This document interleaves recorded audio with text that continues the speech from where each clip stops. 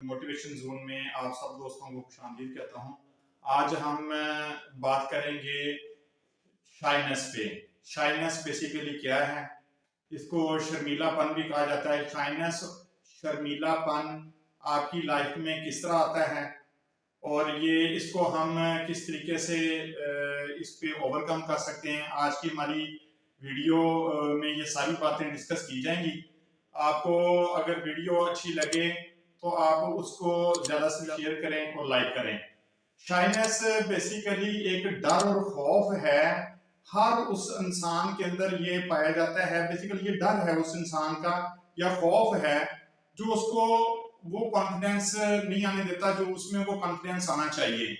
इस कॉन्फिडेंस ना आने की वजह से वो अपने उस माहौल में सरवाइव नहीं कर पाता और वो एक ऐसे कम्प्लेक्स का शिकार हो जाता है जिससे वो चीजों को, आपको पता है कि कुछ